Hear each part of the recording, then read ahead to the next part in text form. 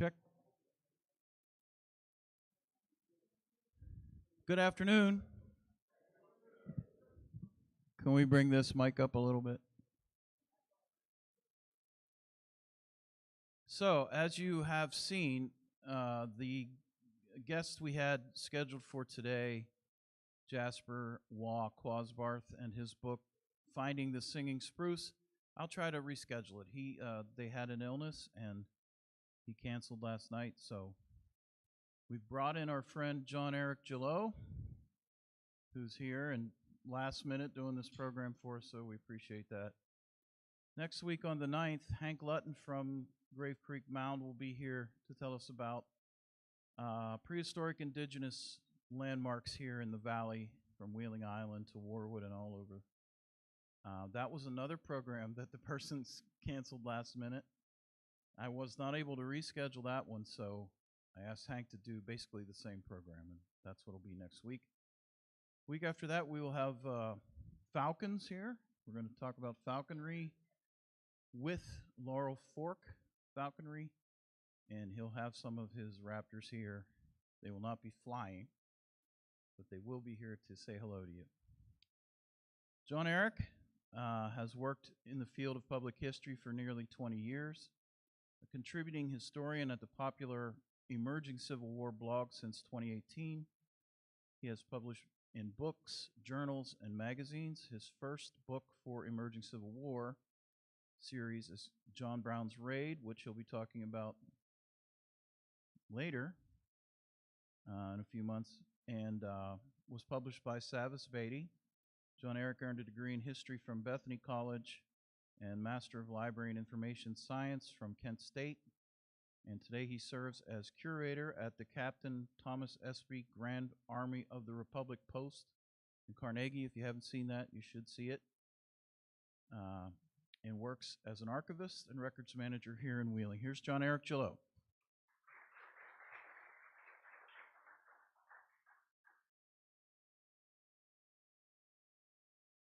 All right.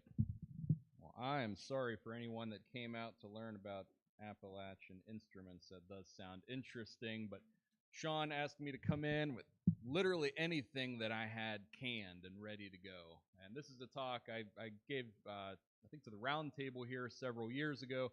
Then I gave this talk up in Cleveland a few months ago. So no musical instruments here. If anyone, you're free to go. Otherwise, well, we've got the mayor here, so we're doing okay.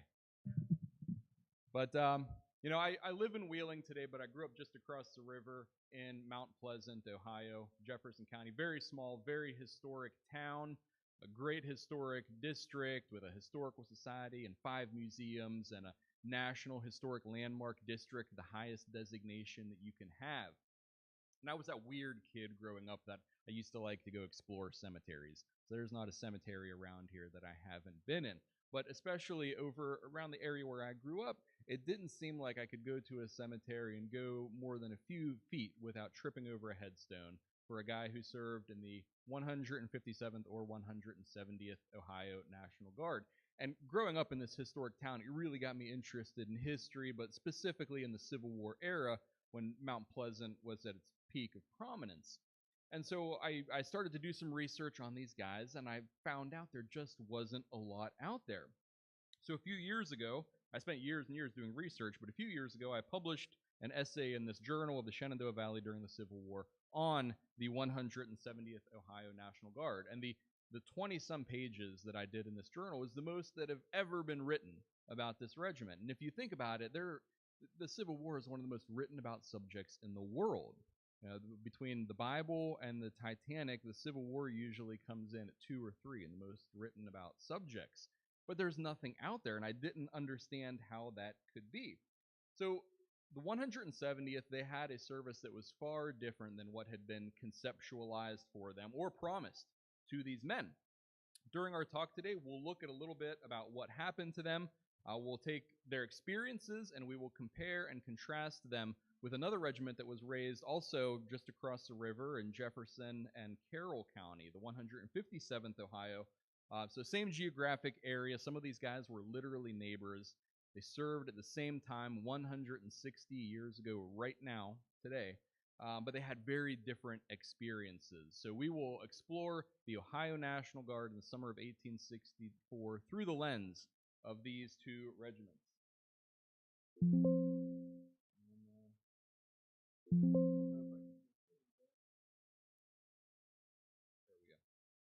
So, let's look at the situation for the Union in the spring of 1864.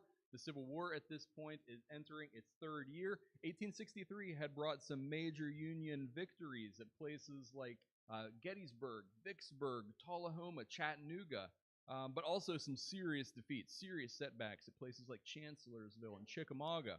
So at this point, it's still anybody's game. But the casualty lists are starting to grow, and recruiting is going down across the North. If you really wanted to be fighting in the Civil War by the spring of 1864, you were probably already fighting in the Civil War. If you were at home, even if you hadn't had a family member who had been killed or had been maimed, you probably knew someone who was. You may have seen wounded troops coming in on the steamboats or on railroads. You've certainly seen the casualty lists in the newspapers at this point. So if not for patriotism, what are your motivations for enlisting at this late date in the Civil War? The Union armies, they cannot replace the men they are losing quickly enough. And compounding this problem is your original 3-year enlistments from the spring of 1861. Those guys who had enlisted for patriotic motives, those enlistments were running out. And many of these men couldn't be counted on for re-enlisting as veteran volunteers. Understandably, after 3 years of combat and camp life and disease and fatigue, a lot of these guys just wanted to go home. They felt they had done their duty, and this was risking the integrity of these veteran regiments that you had in your Union armies, the backbone of these armies. 1864, of course, was also a general election year. Abraham Lincoln was being challenged by former Union Army General George B. McClellan on the Democratic ticket. And Lincoln could not risk losing this election. He knew that part of the Democratic platform could result in the cessation of the settling of hostilities as a divided nation. We know today that Lincoln dominated in the polls in 1864, but if we're in the summer of 1864, that's still 6 months away. Lincoln is worried, he's seriously worried that he may lose the election. So in the spring of 1864, you have Ulysses S. Grant, the newly minted lieutenant general of the Union Army. He's planning a massive attack on the Confederacy with the entire Union war effort, about 500,000 men he was going to throw at the Confederates on central Virginia, the Virginia Peninsula, the Shenandoah Valley, Atlanta, Mobile, this combined effort. But to make this a reality, Grant needed to bolster up his armies. And, if recruiting is down, if men aren't re-enlisting, where are you going to find these troops? So Grant calls for all of the veteran troops that had been serving in behind-the-lines capacities. So these guys that are guarding bridges and forts and railroads and prison camps. He calls for all of them to be sent out to the front. And now some of these regiments had been in the service for 3 years and had never seen a shot fired in anger. But the issue was, when you remove these men, who is going to replace them? You can't leave prison camps and railroads and your lines of communication unguarded. So on April 21st, 1864, the governors of 5 Midwestern states, Ohio, Indiana, Illinois, Iowa, and Wisconsin, all travel to Washington, and they offer up their state National Guard or their state militia for federal service, about 85,000 men. But these men were going to come with some stipulations. One was that they could only be used for those behind-the-lines duties, that they could not be sent out to the front lines.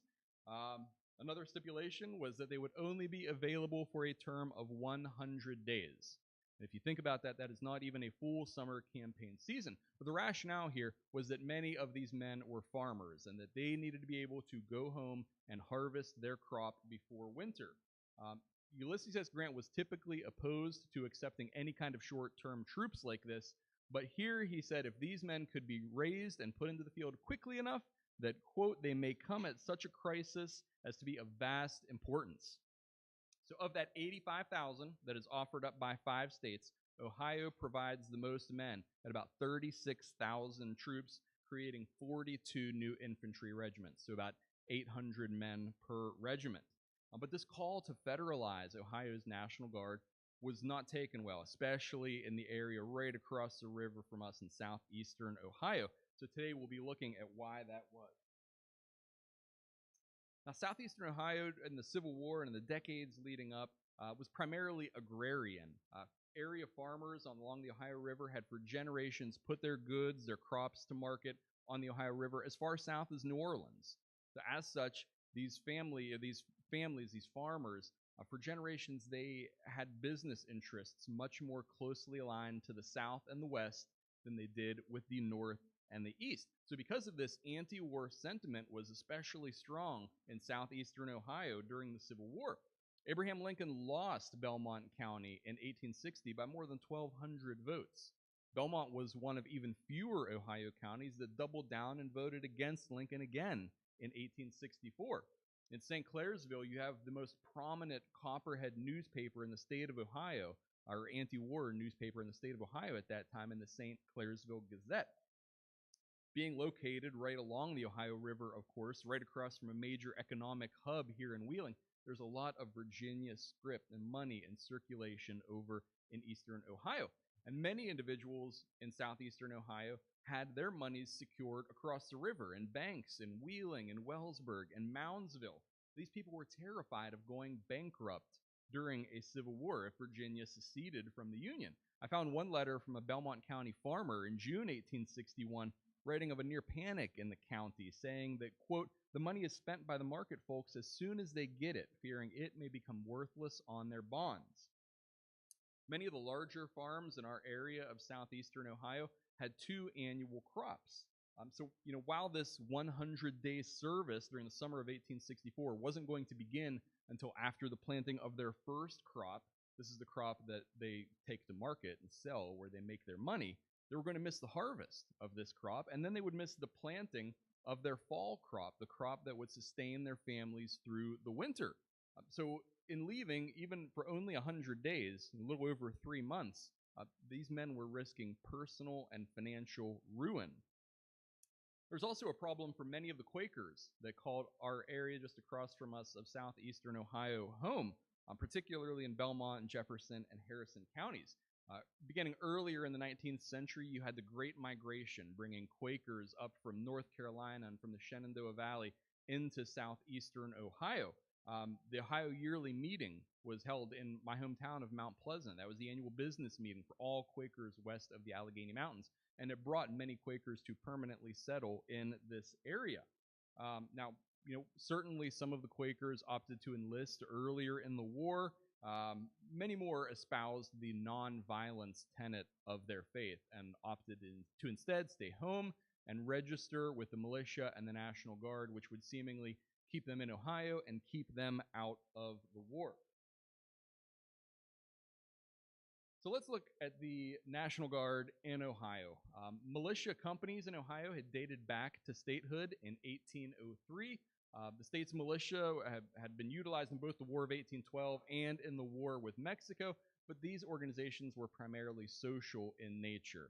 There's very little militaristic about them besides their uniforms, which could look ludicrous sometimes. But they were jokingly referred to as flat-footers or as cornstalk companies or beanpole brigades. So people didn't take the militia very seriously. So with the outbreak of the Civil War in the spring of 1861, the Ohio militia system was woefully unprepared for conflict.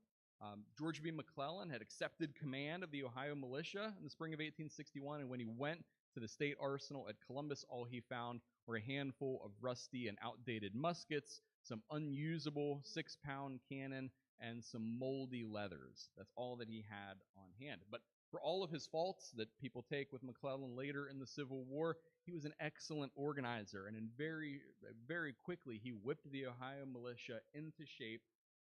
They were federalized for a term of 90 days in the spring and summer of 1861, most of them sent over here to Wheeling and to western Virginia. But prior to the Civil War, Ohio did not have a compulsory militia system like you saw for a while in Virginia and in Pennsylvania, meaning that if you were of a certain age, you were required to serve. So that means for Ohio, at the outbreak of the Civil War, the vast majority of military-age men in the state had no prior military experience. Now, this new National Guard law in the state of Ohio doesn't become law until April of 1864, just 1 week before Ohio's Governor John Brough offers up the Ohio State troops for federal service. This new law was going to supersede every law that had been previously on the books, but was primarily built on the militia law of 1863 that called for all men in the state of Ohio, all white men between the ages of 18 and 45 to register for the state militia. Rather than the local independent companies that you would see in all of the little towns, the National Guard would instead operate by battalions, and you would have several battalions per county.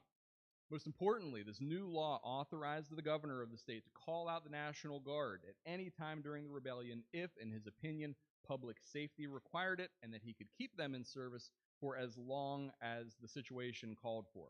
Essentially, this means that these men could be used not just for local service, not just in the state of Ohio, but could be transferred out to federal service if the governor saw fit.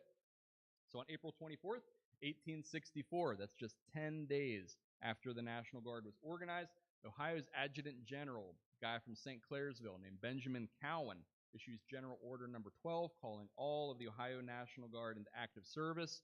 The battalions are organized into regiments, typically 2 to 3 battalions per regiment, like I said, amounting to 42 new regiments. These men were going to be uniformed, armed, equipped, paid, and transported by the federal government, in whose employ they would be operating outside the borders of Ohio. Telegraphers, railroad workers, and steamboat operators were all exempt from this call. They were deemed too essential for the war effort. That was surely a thorn in the side of the many farmers who did have to leave home.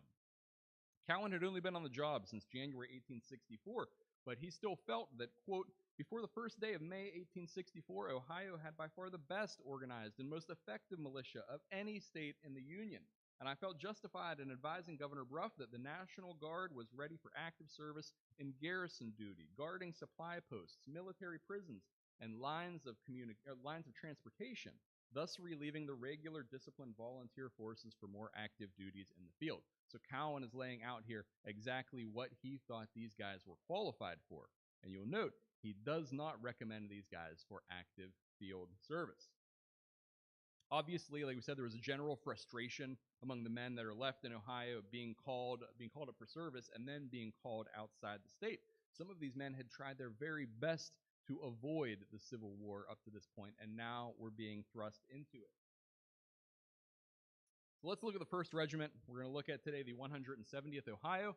Cowan orders outspoken Democrat, this guy from Harrison County by the name of Miles J. Saunders, to consolidate the Harrison and Belmont County battalions of the Ohio National Guard into a new infantry regiment designated the 170th Ohio. Saunders had very limited military experience up to this point. He had served a very brief stint, a 90-day stint in 1861 as a lieutenant in the 13th Ohio. He saw no action. He returned home and figured he was done with the Civil War. But now he was being called on to lead 850 men to the seat of the war. But these guys weren't going to be thrown out into the front lines, right? So maybe in a pinch, this guy may just work. So he consolidates the regiment on May 2nd, 1864, down in Belair at a place called Camp Jefferson, opposite kind of the railroad trestle today over from Benwood. This was an early war stopover for troops that were headed east in 1861. He puts them through drill for 2 full hours, and then he sends them home for a week. They get back to Belair on May 10th. They'd remain there for the next week, but there was almost continual rain during the next week that left very poor conditions for drill. So when these guys leave Belair on May 17th, bound for Washington, D.C., they had literally a few hours of drill under their belts. But when they get to Washington, D.C., the regiment is broken up. They are assigned to the various forts that you see here, batteries in northwestern D.C. But rather than infantry drill that they would need if they were going out into the field, these men were instead drilled on the heavy artillery. They had a leisurely service. They would go fishing in the Potomac River. They went to visit the White House, or the Executive Mansion as it was called. They visited the Smithsonian. One soldier from Company G, which was from Belmont County, wrote that, quote, "This is not a hard life at all, only we get so lazy it hurts us to move. We're so lazy it pains us to walk in the heat of the day. I have not been out on drill but once in 11 days. But when they get to Washington, the health of the regiment starts to decline sharply.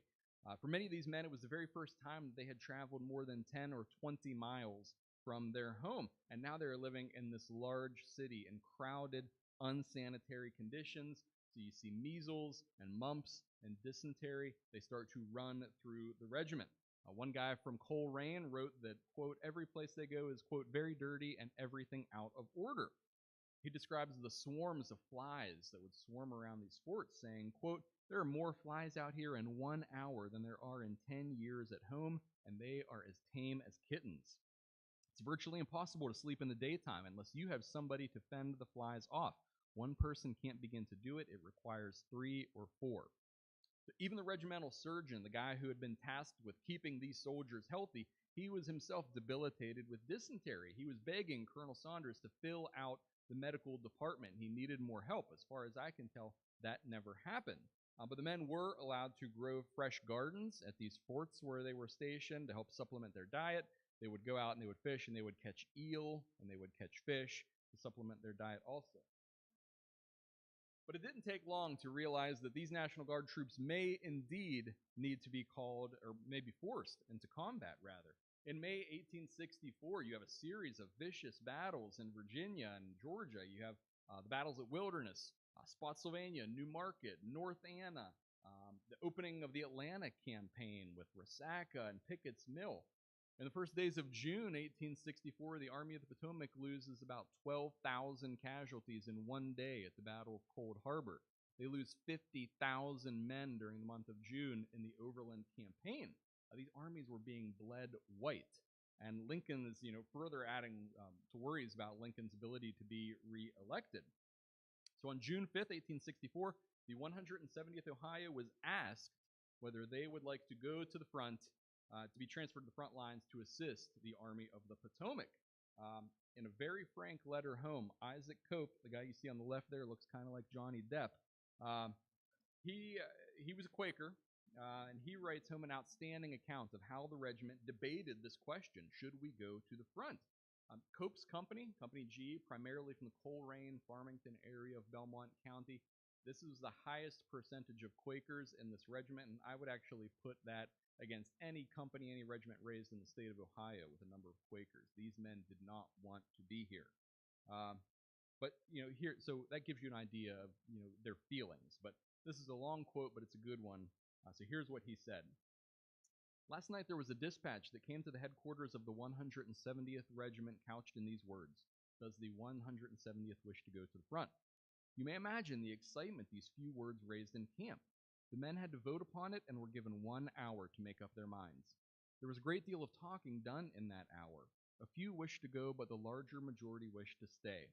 The vote was taken, and our company voted 10 to go and 73 to stay. The vote of the whole regiment was 80 to go, and the balance wished to stay. What do you think that speaks for the patriotism of the 170th? It was truly a knotty question to decide upon whether we would go down before Richmond and assist Grant and the gallant men in his command, or whether we would remain where we are. I was never more puzzled in my life to know what would be right for me to do in any case than this. As far as I was individually concerned, I would rather go and act the soldier in earnest and help Grant and his suffering army than remain where we are playing the soldier. But as a member of Company G, I didn't feel as though my vote was my own. If a majority of the company wanted to go, then the whole company would undoubtedly have to go, and there were a great many men who did not wish to go, men who had left families in Ohio, who said that they wouldn't go, that they would die first, who claimed they had been swindled into the service, and that they never enlisted for the purpose of going to the front or even out of the state. And the question with me was, have I a right to say go, when by voting I might send men to the front who would rather do almost anything else? Our turn will come next, and one of these days up will come an order for the 170th to go. If we are needed, I will say amen to the order. Another soldier in the same company wrote home that, quote, us boys all say we will go to the guardhouse the balance of our time before we will go down there to Richmond. They cannot do worse than put me in a gag for not going. But Isaac Cope was right. On July 4th, 160 years ago, in just a few days, the regiment was ordered to Harper's Ferry, which which was then being threatened by some 14,000 Confederate troops under the command of Confederate General Jubal Early. Robert E. Lee had detached his entire Second Corps of the Army of Northern Virginia as a diversionary force to draw some of Grant's forces away from Petersburg. So as the Confederates are bearing down on Harper's Ferry, the federal garrison pulls back across the Potomac River to Maryland Heights, where you see the arrow there where I proposed to my wife several years ago. And there they were going to stall the federal advance.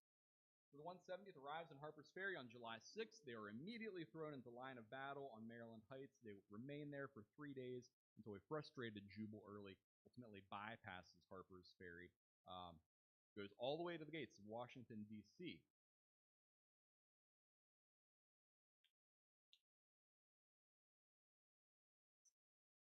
But the regiment also went to Harper's Ferry without their colonel, Miles Saunders. He inspired little confidence in his men up to this point, as well as from his superiors. He was ultimately bypassed for promotion in favor of a junior officer, and that was just more than he could bear. So he took leave of the regiment. He resigned his commission on July 1st.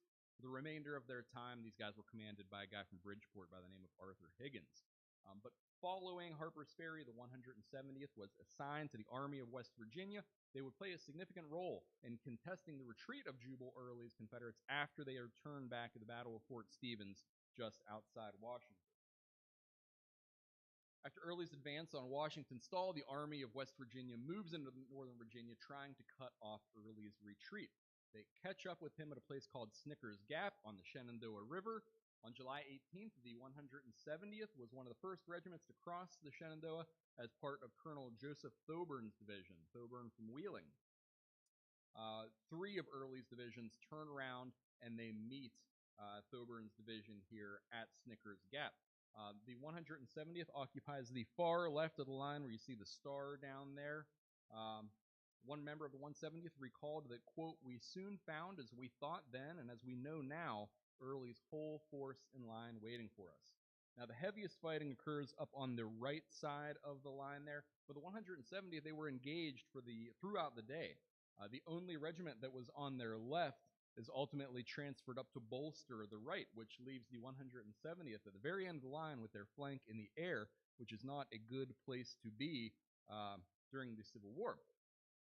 So as the Union right starts to crumble and streams back across the Shenandoah River, the 170th is tasked with holding the ford where these men are retreating back across. So once the rest of the division recrosses the river, then the 170th is allowed to come. And actually, 3 companies from this regiment did not receive the order to retreat, and they hold this position on the wrong side of the river until well into the night.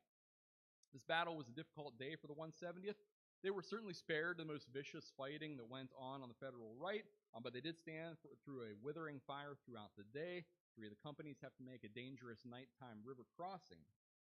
At Cool Spring, the regiment lost 2 killed, 19 wounded, and 2 captured, including the regimental surgeon, the only guy there to take care of them. He stays behind to help care for the wounded.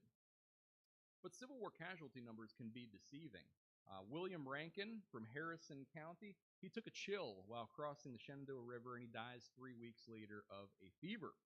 John Gundy of Belmont County ruptured his groin while crossing the river in the dark, resulting in an infection and a fever that claimed his life in late October 1864. These guys don't show up on the casualty lists of this battle, but they are certainly casualties of the Battle of Cool Spring. Early turns, he continues pulling his troops back further into Virginia in the direction of Winchester. The 170th recrosses the river the very next day. They bury their dead on the battlefield. One soldier recalls seeing wild hogs eating some of the casualties there on the field. But they continue on to Winchester, and on July 24th, they meet Early's Confederates at the Second Battle of Kernstown. You see there on the map. Second Kernstown was a disaster for the Federal troops. The Federal left and then the right collapsed under Early's pressure. The 170th was this time on the far right of the line, which was enveloped by Confederate cavalry under William L. Mudwall Jackson, a cousin to West Virginia's Stonewall Jackson. During the retreat, the regimental adjutant, the guy you see here, Edward Affleck from Bridgeport, was captured. Affleck's mother had begged him to resign his commission before being mustered into service. After his capture, she wrote home that, quote, I am heartsick and remain at home to brood over my troubles. My only remaining son is taken from me. He'd spend the next 8 months in a Confederate prison before he was paroled and returned home in March 1865, a shell of himself. Now, what had started as an orderly retreat for the Federals from 2nd Kernstown devolved into a rout. The 170th was detailed to cover the retreat of the Army's wagon train as far as Bunker Hill, West Virginia, about a dozen miles away. We have an outstanding account from this gentleman, Thomas Dungan of Coleraine. He was also a Quaker. He wrote that, quote, we thought we would stop when we got back to our breastworks, but we made straight back to the rear of Winchester. The rebel cavalry began to harass our rear and created considerable confusion. When we struck the pike, the wildest scenes of excitement were going on. Infantry, artillery, cavalry, and wagons were mingled in confusion, which is perfectly indescribable. Horses were run down, wagons smashed, artillery abandoned, and thousands of dollars of government stores burned. The 170th actually performed very well during this retreat. They even helped to pull the abandoned guns of Battery F of the 1st West Virginia Light Artillery up the Valley Turnpike. When the gunners of this artillery battery, who were from Wheeling, cut their harnesses and abandoned the guns, the 170th wheeled them by hand about 10 miles up the road. Dungan recalled that the water was so scarce on the retreat that, quote, we drank what we could get. When we would sip it up when it was so muddy that it would hardly run, and we would drink it down and call it good. Next morning, the skies open up, drenching the footsore men. Dungan recalls that, quote, I never saw such walking before. Where Sunday the dust was 4 or 5 inches deep, now the mud was much deeper, the road being trampled by thousands of horses and men.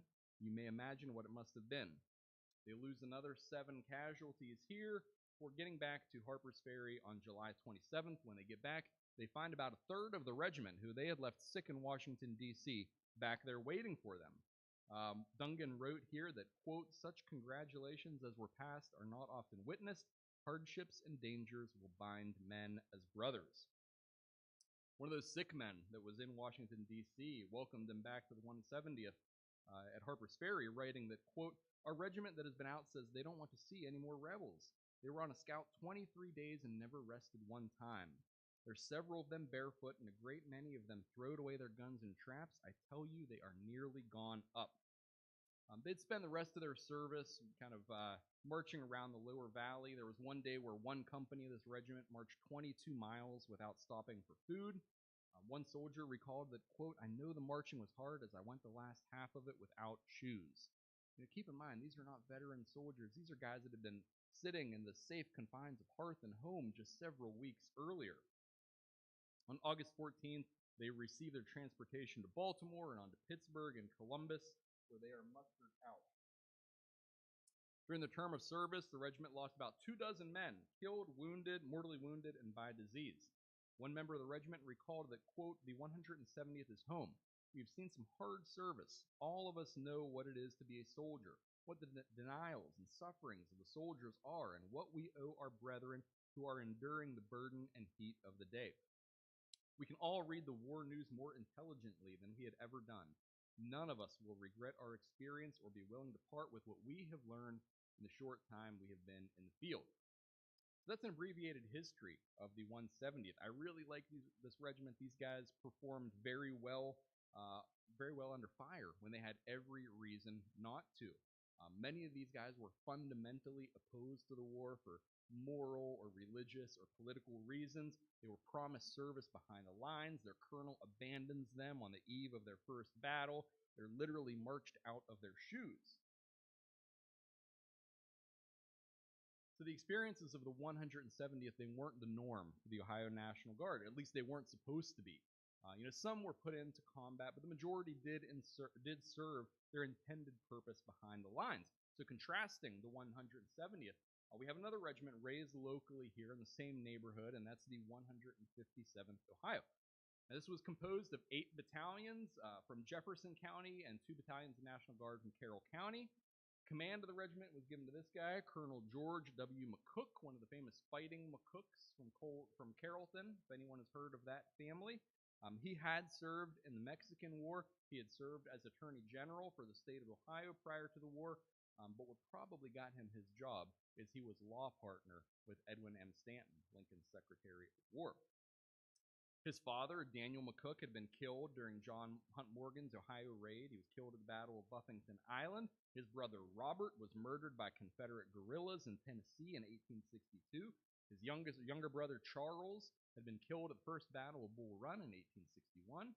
His brother Daniel was mortally wounded in the summer of 1864 at Kennesaw Mountain. So this is an accomplished family. But he likely owed his commission more towards his political connections. So the 157th was organized on May 10th. Within 9 days, they departed for Baltimore. Like the 170th, as soon as they got there, illness starts running through the regiment. Measles, pneumonia, typhus, spotted fever. We think of vaccinations as something more modern, but these companies were having 20-plus men drop out of the ranks each day. So to combat this sickness, the regiment in late May was vaccinated. They were given a smallpox vaccination.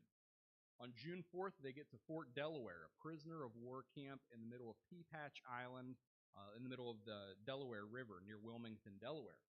This was an imposing fort, 123 cannon on 3 levels, a moat ringing around the fort. But they get there to replace the 5th Maryland Infantry, doing exactly what they were intended to do, freeing up one of these veteran regiments to go to the front lines. But when they get there, they find about 10 to 12,000 Confederate prisoners, including many high-ranking officers there. One day after their arrival, a Pennsylvania soldier recorded in his diary that, quote, "The Ohio militia are just one Dutch guard. They're very green. One of their officers was on guard and got so drunk he was put in confinement." The life wasn't easy for the prisoners on this island. The island was 6 feet below sea level, so it was constantly damp. They had to pump water out. There was poor sanitation, crowded living conditions. There was no fresh water on the island, so it had to be hauled in each day. But the work for these men was generally monotonous. These Ohioans were themselves prisoners on the island with the Confederates. But events in Charleston, South Carolina, eventually drew at least some of the 157th into the war. So in June 1864, the Confederate commander at Charleston, a guy by the name of Sam Jones, ordered that 50 Union officers who were prisoners of war be held within range of the Federal guns that had just been incessantly shelling Charleston. So after hearing about this, the Union retaliates by ordering 50 high-ranking Confederate officers to be held within range of the Confederate guns. The war is getting ugly at this point. This flies in the face of the rules of warfare as we would understand it today. But so the Confederate prisoners were selected from Fort Delaware, and part of the 157th accompanied them as guards on the trip south. One Confederate general later wrote about the trip that, quote, "We were guarded by the Ohio militia, and as all undisciplined soldiers are, they were dirty and rude." Conditions on the ship for these guys were miserable. Temperatures below deck reached 130 degrees, and there were only 2 prisoners at a time that were allowed above deck. So these men remained on the ship there until July 24th, at which point they were transferred back to Fort Delaware. But simply put, the Confederates at Fort Delaware hated the 157th. This is exacerbated on July 7th, 1864, when Private William Douglas of Company C, who was a resident of Steubenville, fatally shot a prisoner, Virginia Militia Colonel Edward Jones, while Jones was returning from the latrines. Jones dies 2 days later. Fort Delaware. Just a few of my slides here. The Confederates that were sent down there were known as the Immortal 600. But the surgeon, the prisoners were livid over this murder.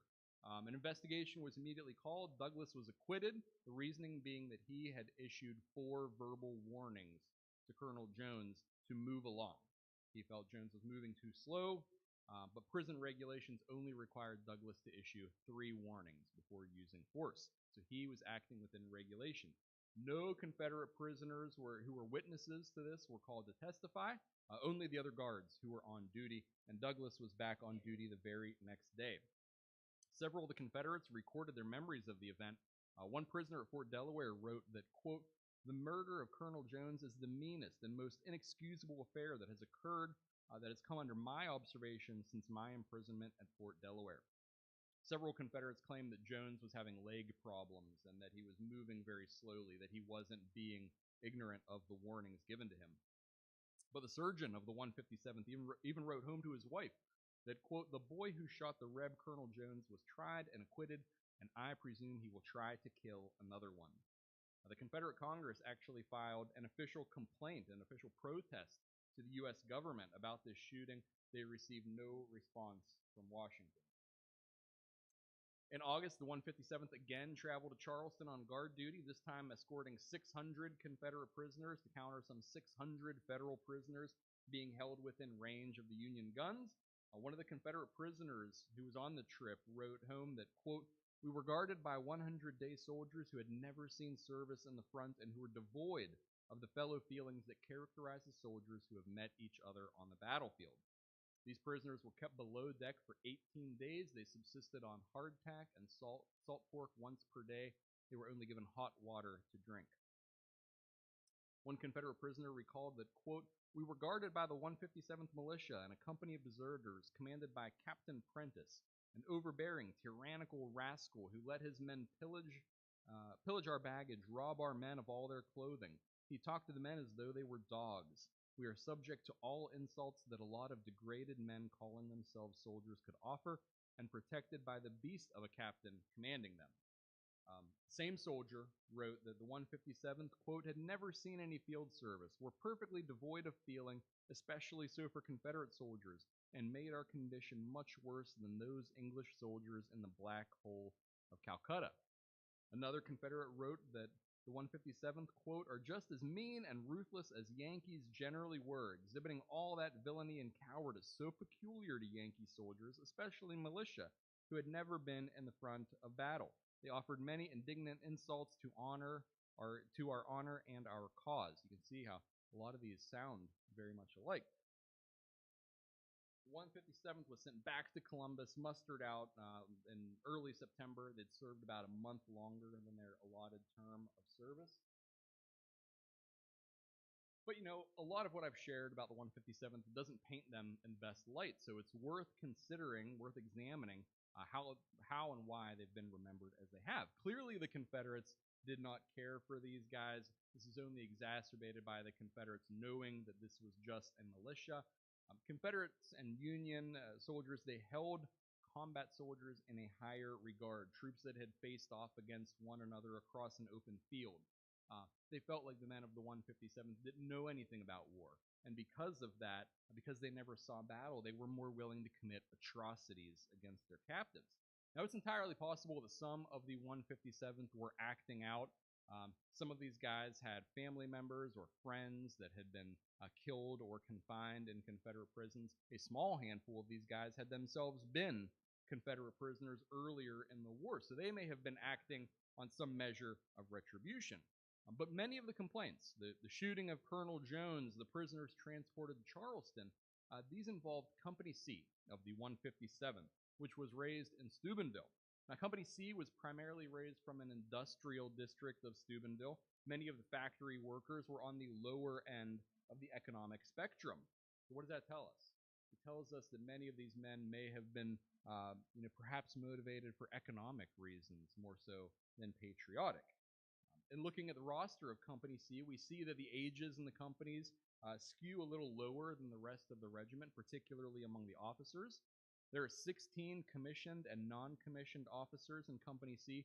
Only 2 of them were 21 years of age or older. There's 94 enlisted men in this company. 44 of those men were 18 years of age or under. Now, these were boys. They had no prior experience. But when we compare these names to the census records, while they had been enrolled as 18, a number of these guys were as young as 15 years old. The oldest man in the regiment was 61. So it's not surprising at this point in the war, you consider, most of the fighting age men had been depleted. They were already serving. So literally all that was left were the young and the old. We also need to consider that perhaps some of these Confederate accounts had been embellished. In the decades following the war, Confederate veterans attempted to counter this narrative of the condition at Southern prisons, places like Andersonville. They would counter that with their own narratives of imprisonment. We can safely say that both sides were negligent in their treatment of prisoners.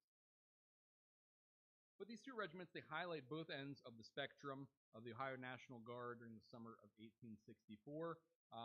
These regiments, and in fact the majority of the Ohio National Guard, have been essentially forgotten from Civil War historiography. They're mentioned or explained away in perhaps a few sentences or a paragraph if they are mentioned at all. But these men served a short, finite term of service. So, there aren't this abundance of letters or diaries or letters home to the newspapers with accounts of their service. As far as I can tell, the 170th held only one post-war reunion. The 157th held only two. These veterans allowed their own stories to be forgotten, and especially with a lot of the Quakers who were not proud of their service, who did not want to serve, they'll make no mention of their service on their headstone.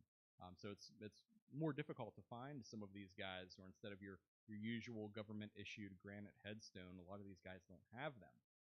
But even at their later reunions, the veterans of the 157th worried about how their service was being remembered. Rumors had persisted in the community that Colonel McCook had made an arrangement with his buddy Edwin Stanton to have this regiment placed at Fort Delaware, kind of a cushy job, rather than risking combat. So even decades after the war, there was some embarrassment by these men about not having fought the Confederates across the field of battle. The remainder of the Ohio infantry regiments organized during the Civil War were enlisted for 1 year. Many of these regiments picked up where the National Guard left off, guard and garrison duties in Tennessee and Kentucky and Virginia and West Virginia. But for the Ohio National Guard, their field service ended in late summer 1864. They did not cease as an organization. The National Guard battalions continued to drill through the remainder of the war, at which point they were demobilized. They were again mobilized for the Spanish-American War, but they didn't make it down to Cuba in time. They saw no combat.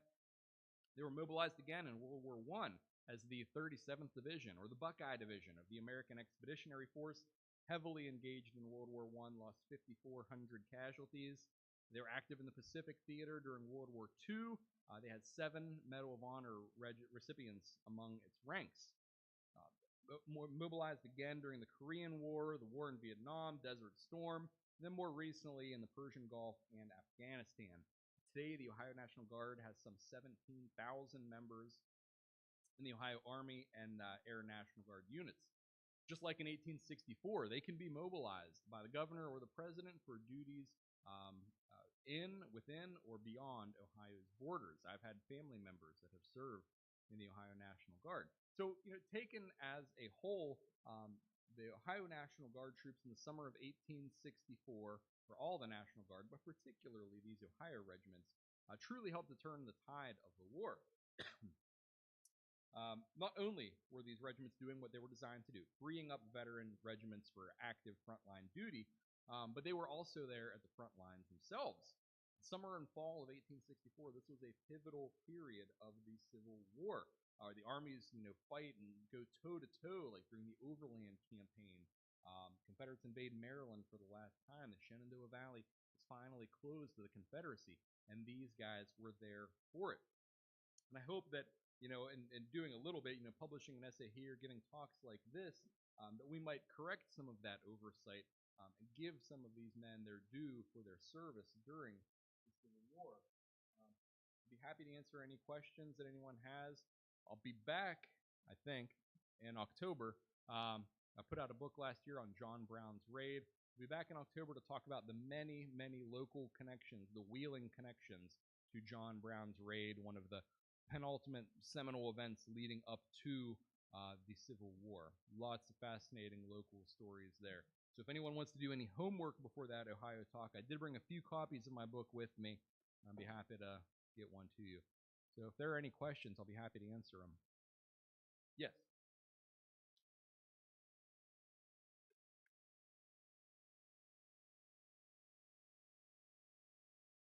He was a surgeon, and he was a physician by profession before the war.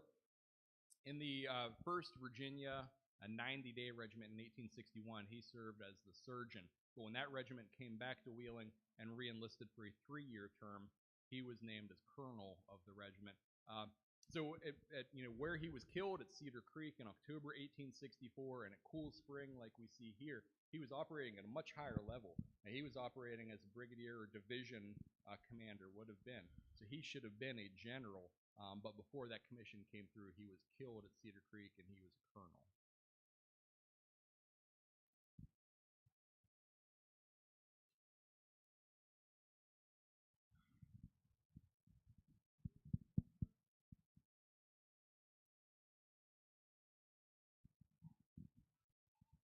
He was thought of very highly by his men, and he was very capable.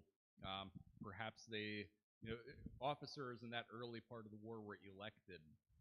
So he would have been elected by his men to serve, and that's not necessarily something he could have turned down, but he was a very capable guy beyond just being a physician.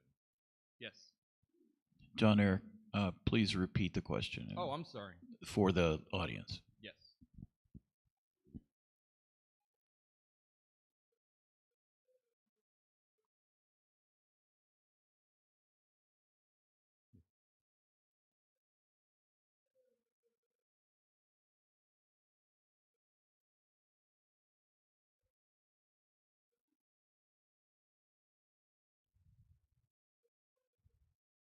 Yeah. So Joseph Thoburn was buried at Mount Wood in Wheeling, supposedly one of the largest funerals up to that point in the city.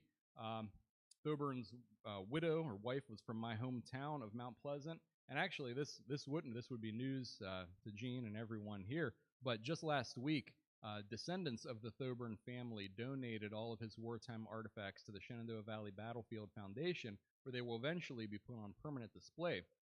But that would include the flag that draped Thoburn's casket during his funeral at the First State Capitol building, his sword, his diary, an amazing collection. So that will eventually be on display, I believe, in Winchester, Virginia, but an outstanding collection.